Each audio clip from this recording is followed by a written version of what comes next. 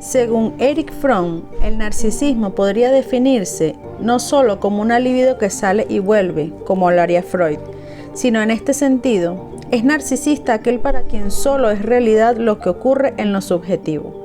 La realidad está constituida por sus propios pensamientos, sentimientos, etc. Por eso es el niño pequeño extremadamente narcisista, porque al principio no hay todavía una realidad exterior. El psicótico es extremadamente narcisista porque su única realidad está constituida por sus vivencias íntimas. Dice Fromm, y la mayoría de nosotros somos más o menos narcisistas, es decir, nos inclinamos más o menos a tomar solo por real lo que tenemos dentro, no lo que se refiere a otro.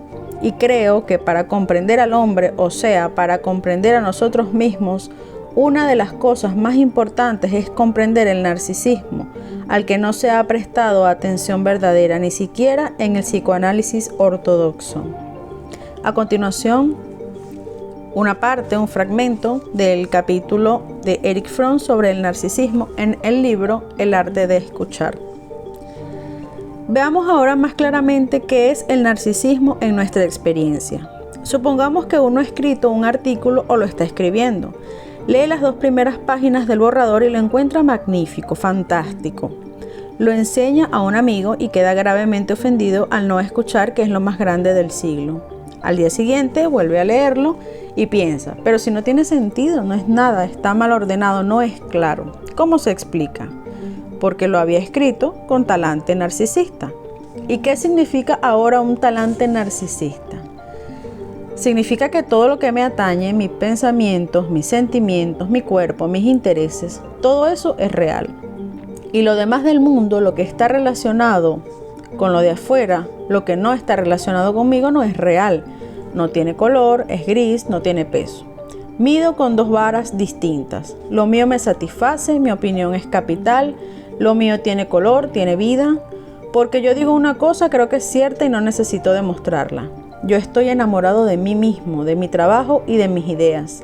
Y lo que está fuera de mí no me impresiona, apenas tomo nota.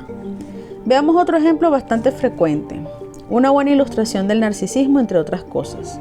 Un hombre que está casado y necesita tener muchas aventuras amorosas, espera que a su mujer se le caiga la baba de admiración cuando él vuelve a casa y le cuenta las maravillas y conquistas que ha hecho. Va al psicoanalista y le dice, ¿lo ves? Ella no me quiere porque en vez de alegrarse de mis conquistas y de interesarse por lo que hago y cuántas chicas se rinden a mis pies, no demuestra ningún interés. Él solo es capaz de sentir lo suyo, lo que le atañe, es decir, él está muy contento porque necesita esas cosas, pero es perfectamente incapaz de ver la realidad de su mujer, que naturalmente no se alegra. Si se quedase sentada escuchando encantada sus historias, sería una neurótica, porque haría con su marido como una madre que oye a un chico contarle sus aventuras, cuántos partidos de fútbol ha ganado y cosas así. El narcisista necesita su narcisismo, vive de alimentarlo. Es enormemente inseguro porque ninguno de sus sentimientos, ninguna de sus ideas, nada suyo se fundamenta en la realidad.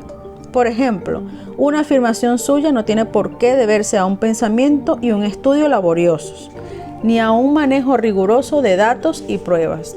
Una afirmación suya es cierta simplemente porque es suya.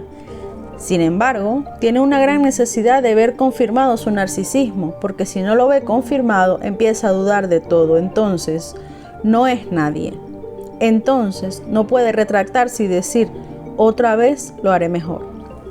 Supongamos que un narcisista dice una cosa en una reunión. Puede ser muy inteligente, siempre lo han admirado. Entonces dice una pequeña estupidez o comete una equivocación y los demás se dan cuenta. Quizás no sea nada de importancia, pero él cae en una depresión profunda. ¿Por qué? Porque se ha traspasado su coraza, porque ha dejado de creer que es magnífico todo lo que hace. Pero como toda su existencia, toda su seguridad se deben solo a esta convicción subjetiva, si se encuentra con la decepción, si encuentra a alguien que lo critica, se siente atacado, se conmueve toda su fe en sí mismo. Se desinfla su hinchazón y queda muy deprimido y se pone furioso. No hay furia más grande que la de un narcisista a quien se haya herido su narcisismo. Perdonará cualquier cosa, menos que ofendan su narcisismo. Esto es algo que nunca debiéramos olvidar. Se le puede hacer de todo a un narcisista, pero si se le pincha o lastima su narcisismo, se pondrá rabioso, aunque no lo demuestre, y querrá vengarse, porque esto es como matarlo. El narcisista es a menudo atractivo por estar tan seguro de sí mismo. Rebosa confianza en sí mismo, de modo que es atractivo y, pongamos por caso, se enamora. Mejor dicho, la chica se enamora de él por ser tan seguro de sí mismo. Nadie lo es tanto como él. El que no sea tan narcisista no puede estar tan seguro de sí mismo ni de nada. Pero pasan unos meses, pasa un tiempo, ella cree que él se ha equivocado en algo y lo critica.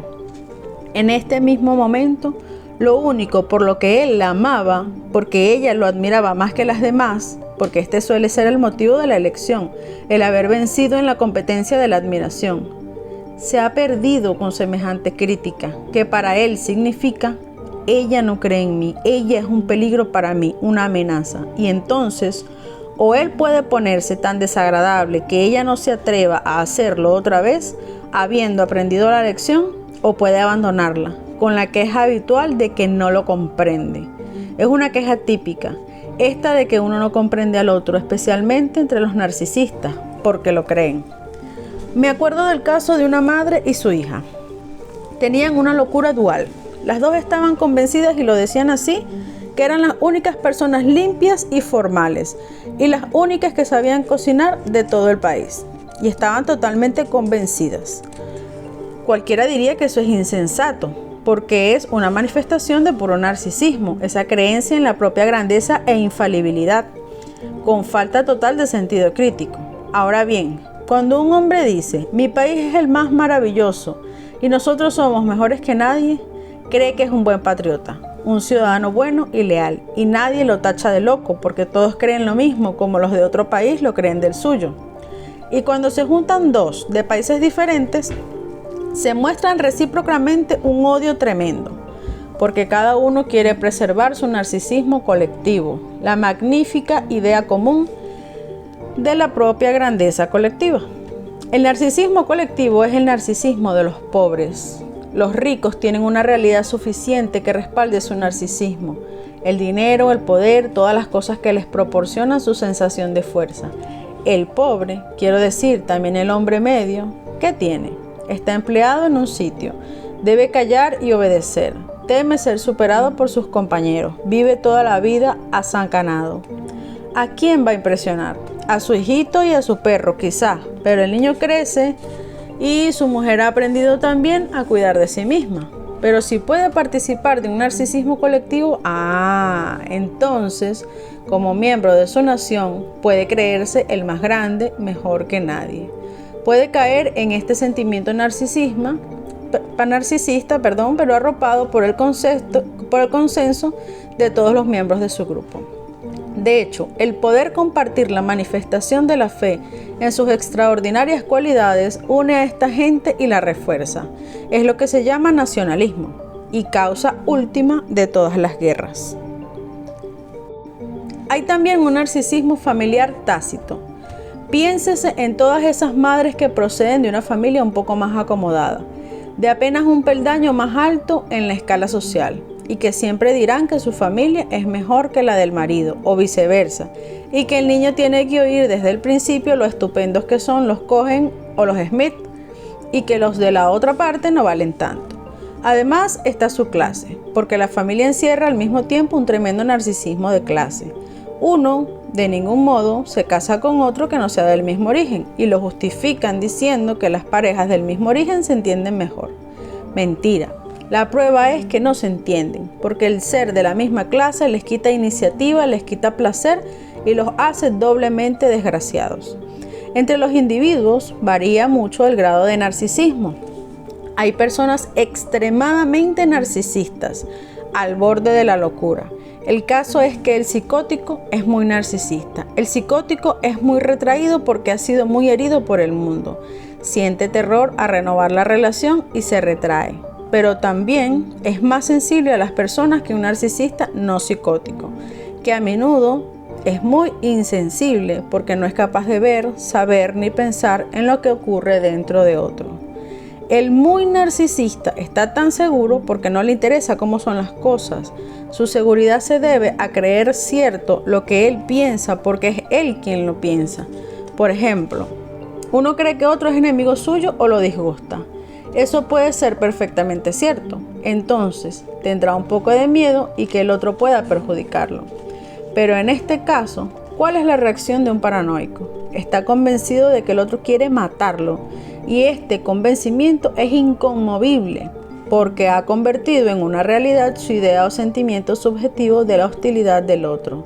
Es una realidad y por eso cree en ella, porque su sentimiento subjetivo de la hostilidad del otro vale tanto como la realidad y la verdad no entra en este cuadro. Lo mismo sucede con la alucinación. Por ejemplo, uno dice que su madre se ha convertido en una leona. Esto es normal en un sueño, aunque el sueño, como dijo Freud, es una psicosis transitoria, en la cual no vemos la realidad como es. La realidad está constituida por nuestra experiencia subjetiva. Cuando uno dice, lleno de espanto y terror, mi madre es una leona y me va a devorar, y ve que la leona entra y grita, que viene la leona, decimos que está loco, que está enfermo. Tiene la alucinación de que su madre es una leona, cuando en realidad lo único que le pasa es que le tiene un miedo terrible. Pero como su miedo subjetivo es idéntico a la realidad, porque la realidad está constituida por sus sentimientos, puede ver en ella que es una leona. Ha desaparecido por completo su aparato sensorial y lo que llamamos su sentido de la realidad. Comprender el narcisismo es una de las claves para comprender los actos irracionales de los demás y para comprenderse uno mismo. Las propias reacciones irracionales se deben en gran medida a fenómenos narcisistas.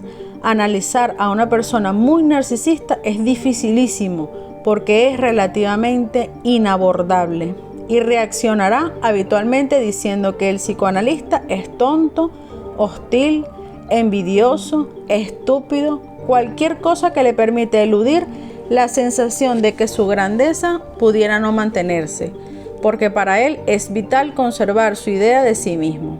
De manera que este psicoanálisis solo puede hacerse con mucho cuidado y muy despacio. Pero aparte de estos casos extremos de psicóticos y narcisistas graves, hay muchos con un narcisismo más o menos leve. Uno puede averiguar cuál es su grado de narcisismo mediante la propia observación, la comparación y la observación de los demás. No tiene sentido hablar del narcisismo teóricamente, porque es como hablar de la otra cara de la luna, sin haber experimentado en sí mismo el propio narcisismo, o haberlo visto claramente en otra persona, pero como para comprenderlo verdaderamente, no solo para colgarle la etiqueta. El problema del narcisismo es decisivo en el desarrollo humano. Vean, por ejemplo, que podríamos compendiar todas las enseñanzas del budismo, del judaísmo profético y del cristianismo, junto con cualquier afirmación humanista, en un solo propósito esencial. En definitiva, todo lo que dicen es que debemos vencer nuestro narcisismo. Este es el principio de todo amor, de toda fraternidad, porque con el narcisismo nos enajenamos mutuamente.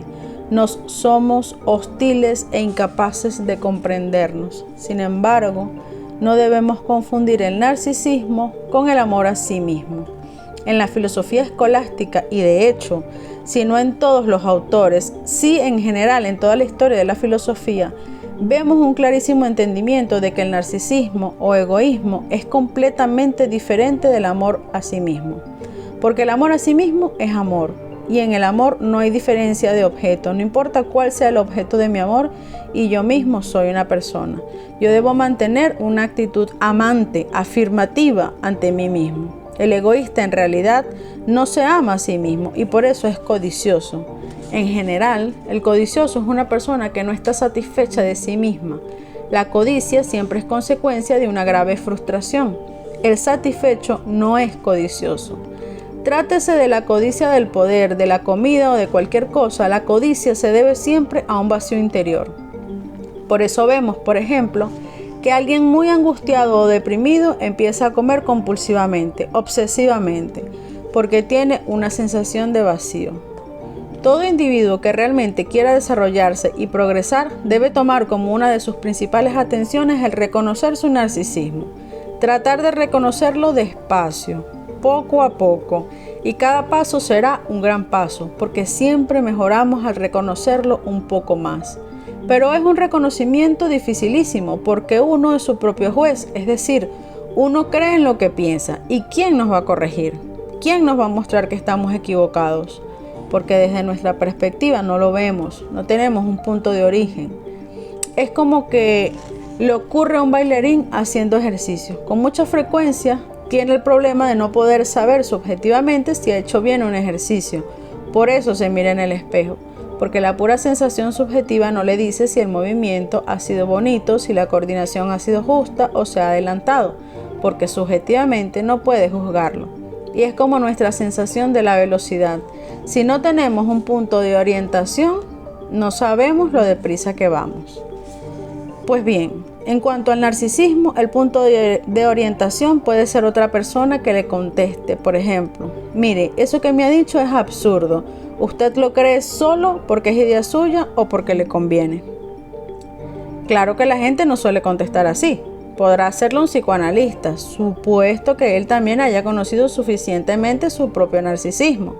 Además, vencer el propio narcisismo es labor de toda una vida. Al que lo ha vencido por completo, lo llaman los cristianos santo y los budistas iluminado. Y el maestro Eckhart, el hombre justo.